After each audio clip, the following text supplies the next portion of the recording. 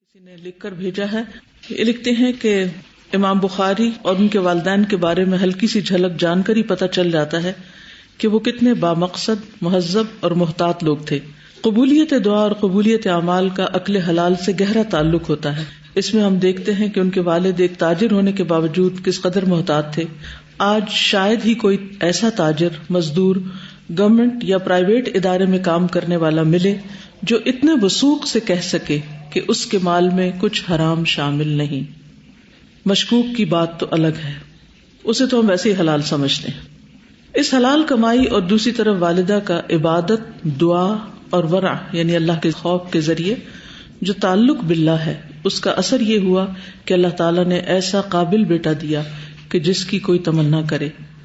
ہم بچوں کی تعلیم اور ان کی تعلیمی نتائج کے بارے میں پریشان رہتے ہیں، جبکہ حصول علم کے لیے محنت اور اس کو یاد رکھنے اور بروقت استعمال کرنے کے لیے قوت حافظہ تیز ہونے کی ضرورت ہوتی ہے۔ حافظے کا تیز ہونا یقیناً عطائے خداوندی ہے، یعنی اللہ تعالیٰ کی دین ہے، لیکن اس کے لیے گناہوں سے بچنا ضروری ہے کہ علم اللہ کا نور ہے اور عاصی یعنی گناہگار کے دل میں نہیں سماتا۔ کسی بھی قیمتی اور قابل قدر چیز کو رکھنے کے لیے اس کے مطابق برتن درکار ہوتا ہے۔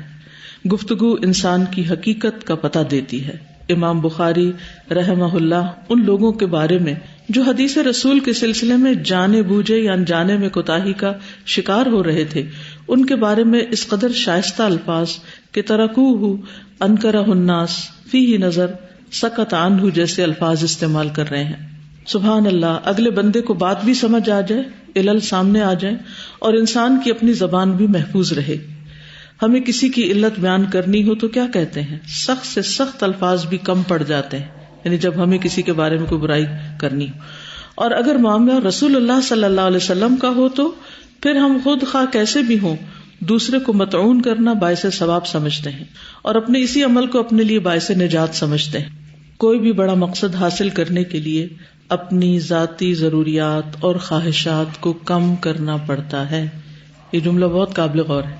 کسی بھی بڑے مقصد کے حصول کے لیے، مثلا آپ چاہتے ہیں آپ قرآن حفظ کر لیں یا کسی خاص علم میں آپ ماہر ہو جائیں، دنیا میں واقعی کوئی ایسا کام کرے کہ جس سے کوئی فرق آئے، تو اس کے لیے اپنی ذاتی ضروریات اور خواہشات کو کم کرنا پڑتا ہے، ان پہ روک لگانی پڑتی ہے، ان کو کنٹرول کرنا پڑتا ہے۔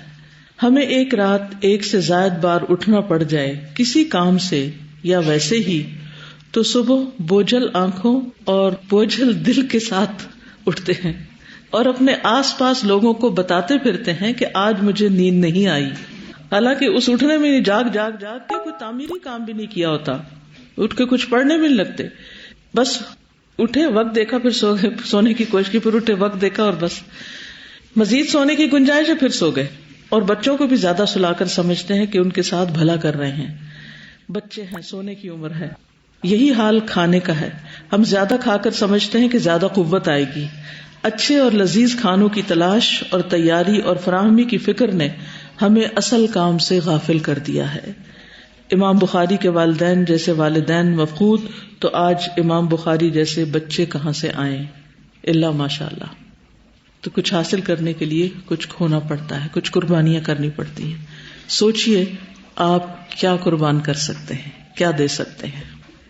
انشاءاللہ کل دوبارہ ملیں گے، اور جو ہم نے موٹی موٹی باتیں پڑھی ہیں ان کو آپ دوبارہ دہرا کر آئیے، اور خاص طور پر آپ کی زندگی سے سیکھنے کے جو اسباق ہیں ان کو الگ سے نوٹ کر لیجئے اور اپنے لیے ایک رہنما بنائیے، اور ارادہ کیجیے اور نیت اور خوب دعا کیجیے کہ اللہ تعالیٰ ہمارے اندر بھی یہ اخلاق اور کردار اور صفات پیدا کر دے، تاکہ واقعی ہم بھی جو رسول اللہ صلی اللہ علیہ وسلم کی اس وراثت کے امین بنے ہیں اس کا حق ادا کر سکیں۔